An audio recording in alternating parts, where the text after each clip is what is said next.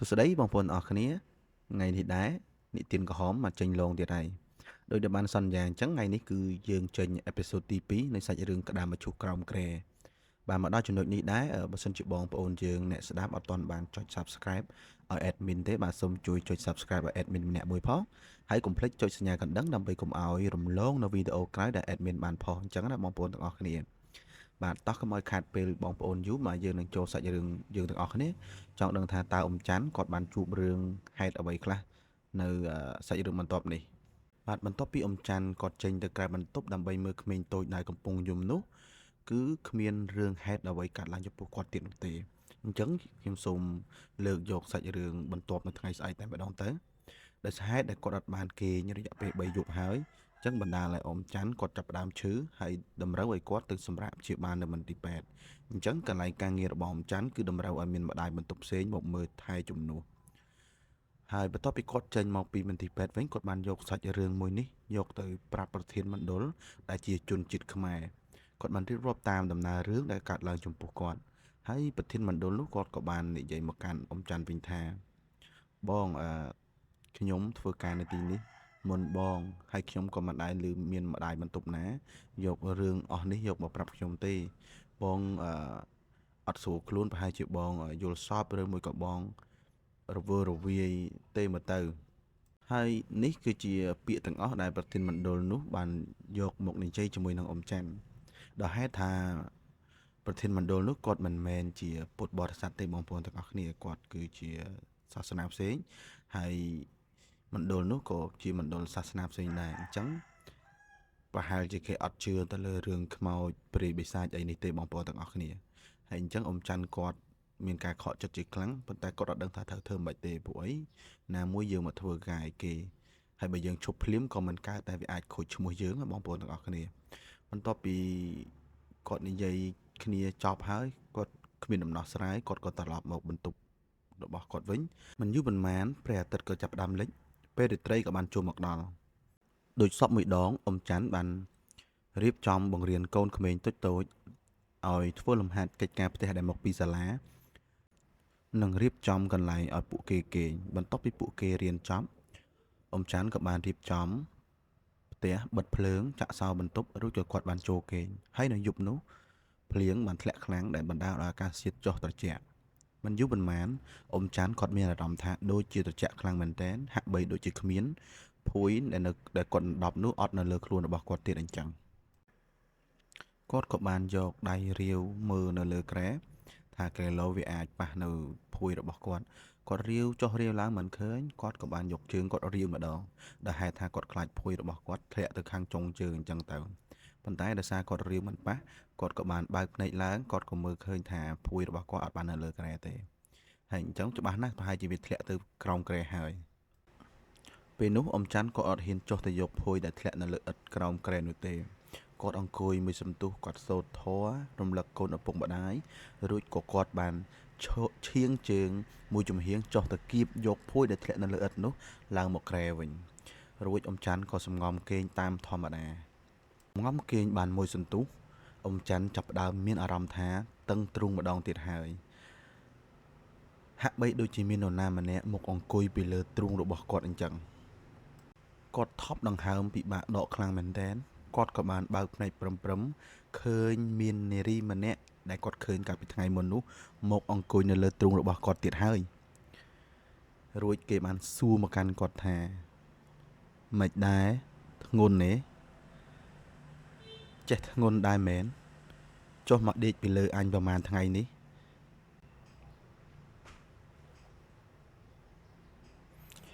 អញក៏ចេះធ្ងន់ដែរ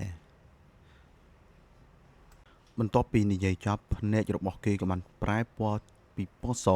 ទៅជាពណ៌ក្រហមហើយអណ្ដាតលៀនធ្លាក់មកក្រោមប្រហែលជាមួយចង្អែមដៃពេលនោះអ៊ំច័ន្ទគាត់ភ័យខ្លាំងមែនទែនគាត់ក៏បានរំលឹកដល់គុណឪពុកម្ដាយភ្លាមគាត់ហាក់បីដូចជាមានកម្លាំងឡើងមកវិញពេលនោះអ៊ំច័ន្ទគាត់ចាប់ផ្ដើមរើរួចស្រែកមួយវាស់ខ្លាំងមែនទែនដែលហេតុធ្វើឲ្យគាត់ស្ទើរតែធ្លាក់ពីលើគ្រែទៅហើយពេលនោះទៅគាត់ដឹងថាវាគ្រាន់តែជាការយល់សប្តិប៉ុណ្ណោះពេលនោះអ៊ំច័ន្ទគាត់ក៏បានសម្លឹងទៅមើលម៉ោងដែលគាត់បានព្យួរនៅលើក្បាលដំណេករបស់គាត់គឺឃើញថាម៉ោង6ព្រឹកទៅហើយ ដូច្នេះគាត់ក៏បានប្រញាប់រត់រះចេញទៅក្រៅបន្ទប់ដើម្បីដាស់ក្មេងៗតូចៗឲ្យងើបងូតទឹករៀបចំខ្លួនហូបបាយរួចចេញទៅសាលារៀននិងប្រើក្មេងធំឲ្យបោះសំរាមលាងបន្ទប់ទឹកនិងសម្អាតទ្រុងសត្វចិញ្ចឹមរបស់ពួកគេដោយហេតុតែការគាត់ក្រោកយូរពេកបណ្ដាលឲ្យការងារទាំងអស់នោះគឺធ្វើមិនទាន់ហើយប្រធានមណ្ឌលក៏គេហៅគាត់ទៅដើម្បីប្រមានបន្ទាប់ពីគាត់ចេញពី office មកវិញគាត់ក៏បានទេទូរស័ព្ទទៅកាន់ម្ដាយរបស់គាត់ដែលនៅខេត្តកំពតគាត់ក៏បានប្រាប់សាច់រឿងរ៉ាវទាំងអស់របស់គាត់ទៅកាន់ម្ដាយរបស់គាត់ហើយម្ដាយរបស់គាត់ក៏បានប្រាប់គាត់ថាចាំគាត់ទំនេរគាត់នឹងយករឿងនេះទៅប្រាប់គ្រូដើម្បីឲ្យគេគុនគូមើលថាតើហេតុអីបានជាកូនជួបរឿងហេតុអាក្រក់ទាំងអស់នេះបាទបន្ទាប់មកម្ដាយរបស់អ៊ំច័ន្ទបានប្រាប់មកអ៊ំច័ន្ទថាចាប់ពីយប់នេះទៅកូនឯងកុំដេកនៅលើគ្រែនឹងទៀត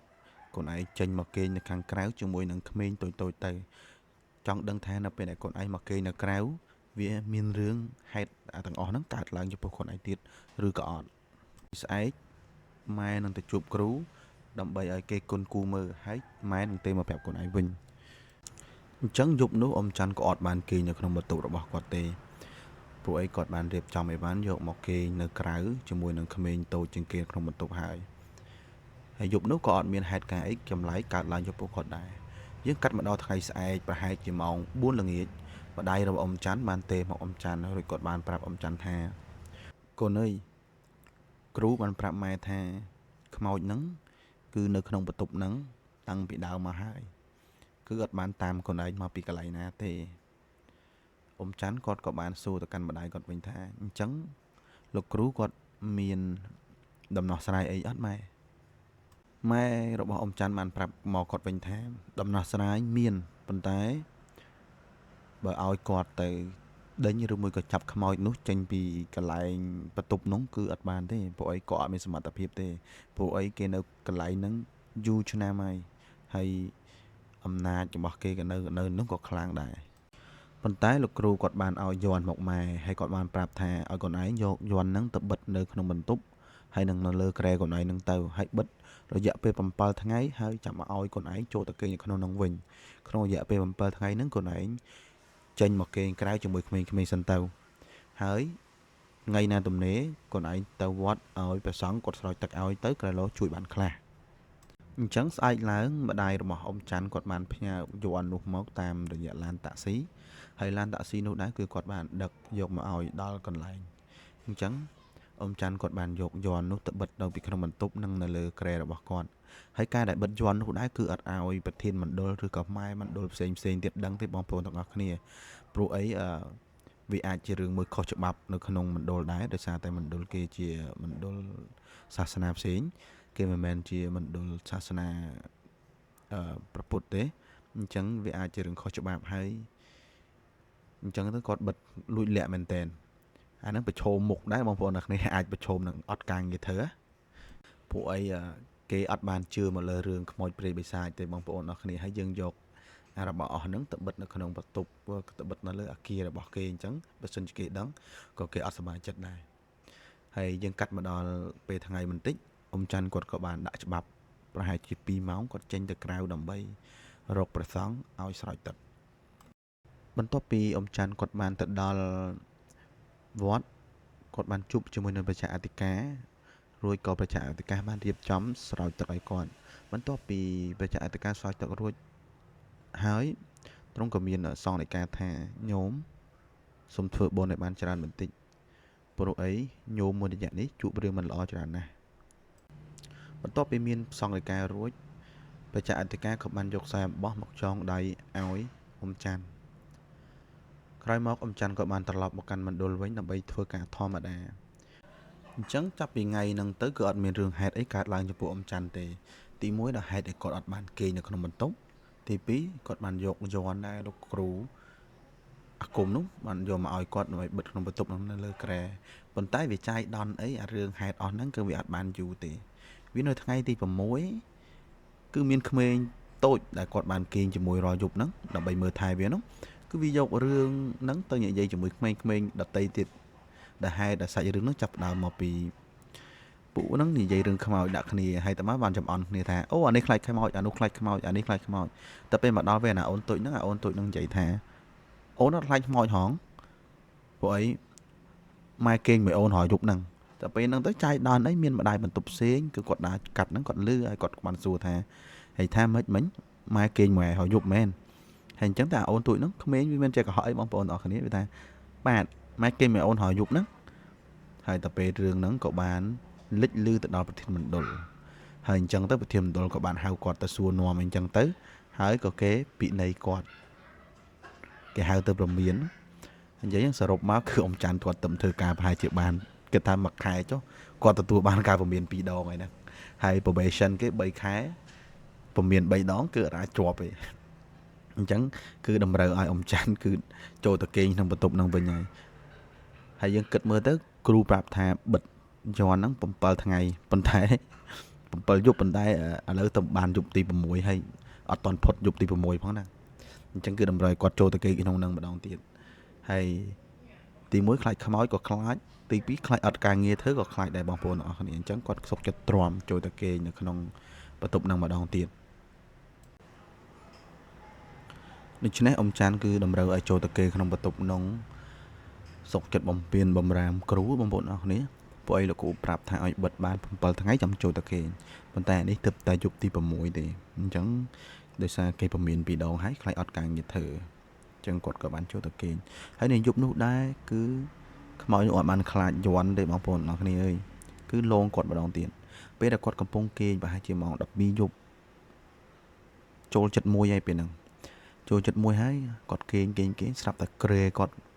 cứ tem đó bảo tồn nó này đôi mi nam này mong rôn kề ỏi dương phải chặn lại chẳng á bọn ta bây giờ quật bạc bên này mau cứ ở miền khơi mà nước thì mong bọn nó này bọn ta kề nó cứ ở bên kênh khăm màu vậy bọn ta kề cứ bên nó cột cả on từ mưa còng kề bằng bộ này mỗi nước bạn dọc đẩy chập trường kề nó run tay một đó bằng bộ nó kia hay bên nó cột phay khang mình tên hay smart bằng bộ nó kia ông chăn cứ cột khai bị khai đó lịch nố bằng bộ nó kia hay tọa máu ông chăn cột các bạn cho bị lừa cái rụt trên mặt ra bật tục hay cột các bạn xong không kênh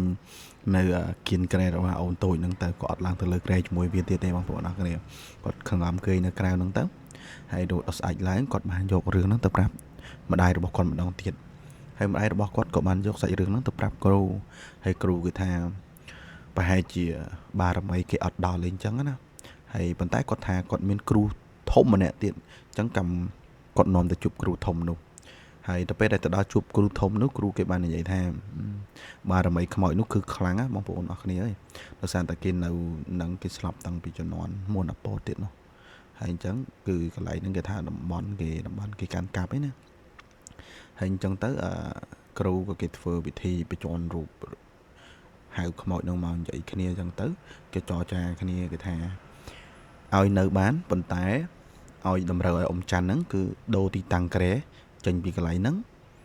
យកទៅដាក់ជ្រុងផ្សេងនៃបន្ទប់ទៅហើយតម្រូវឲ្យសែនឲ្យគេថ្ងៃសិលរហូតអញ្ចឹងវាពិបាកដែរសម្រាប់អ៊ំច័ន្ទដោយសារតែនៅទីនោះគេអត់តម្រូវឲ្យមានការសែនការអីទេប៉ុន្តែគាត់នៅតែលួចធ្វើអញ្ចឹងហើយបន្ទាប់ពីនងមកគឺអ៊ំច័ន្ទគាត់បានធ្វើតាមអ្វីដែលគ្រូប្រាប់គាត់បានដូរទីតាំងក្រែចេញគាត់បានសែនឲ្យគេរៀងរាល់ថ្ងៃសិលទៅក៏អត់មានរឿងអីកើតឡើងចំពោះអ៊ំច័ន្ទដែរប៉ុន្តែសម្រាប់អ៊ំច័ន្ទគឺតាំងពីជួបហេតុការណ៍ហ្នឹងមកគឺគាត់មានអារម្មណ៍ថាបាក់ស្បាត់មែនទែនបន្ទាប់ពីចប់3ខែដែល probation នោះគឺគាត់ជាប់ធ្វើការប៉ុន្តែគាត់សុំគេអត់ធ្វើទេគឺគាត់សុំឈប់តែម្ដងបន្ទាប់ពី3ខែនោះហើយសម្រាប់សាច់រឿងរបស់អ៊ំច័ន្ទគឺចប់តែប៉ុណ្្នឹងទេបងប្អូនអរគ្នាហើយអធិស្ឋានផងសម្រាប់ការរំខានផ្សេងដោយសារតែ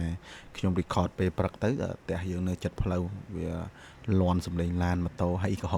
លន់សំឡេងមន់ងាវដែរដោយសារខ្ញុំចំមន់ណាបងប្អូនអរគ្នាហើយសម្រាប់រឿងនេះមានតែប៉ុណ្្នឹងហើយសូមអរគុណបងប្អូនអរគ្នាជួបគ្នានៅវីដេអូក្រោយនៅថ្ងៃស្អែកហើយសូមបញ្ជាក់បងប្អូនទាំងអស់គ្នាដែរថាសាច់រឿងនេះបង្កើតឡើងគ្រាន់តែទុកឲ្យបងប្អូនទាំងអស់គ្នាបានសន្តាប់កំសាន្តដូចជាចាស់និទានរឿងប្រាប់ក្មេងៗអញ្ចឹងណាបងប្អូនទាំងអស់គ្នាហើយសូមស្ដាប់ដោយការពិចារណាសូមអរគុណ